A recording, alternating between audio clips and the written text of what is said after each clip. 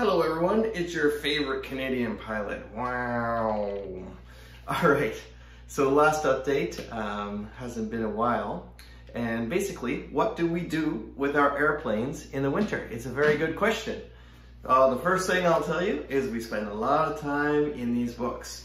This is called the technical log for the airplane.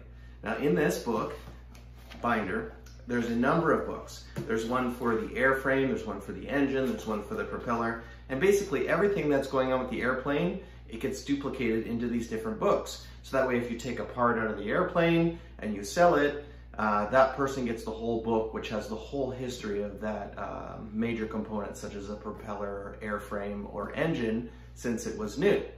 But what I find myself doing often as a new airplane owner is I'm going in there and I'm trying to extract the history of what happened with this airplane, get the serial numbers, the part numbers.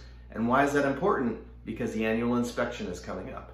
And when we do that annual inspection, we got to make sure that all the serial numbers are checked against anything, any issues that have come up with different airplane components. So that's kind of the boring part about flying.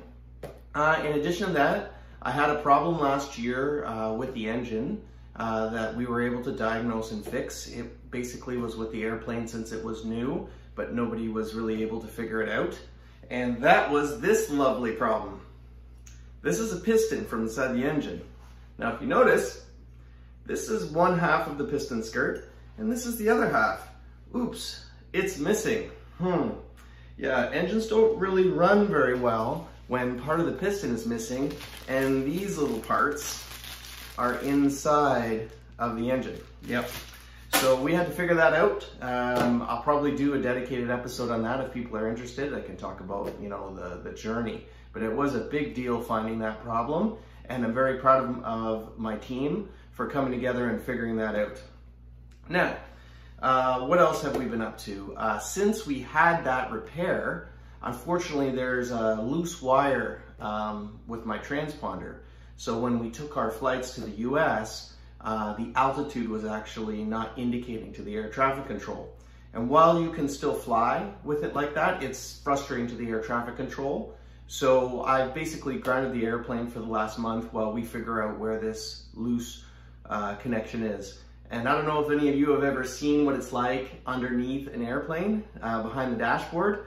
But in an old 1970s airplane like mine, it basically looks like one of those Chinese birds' nests or just regular birds' nests, just wires everywhere. So I really need some time for the mechanic to get down there and figure out exactly what's going on with that.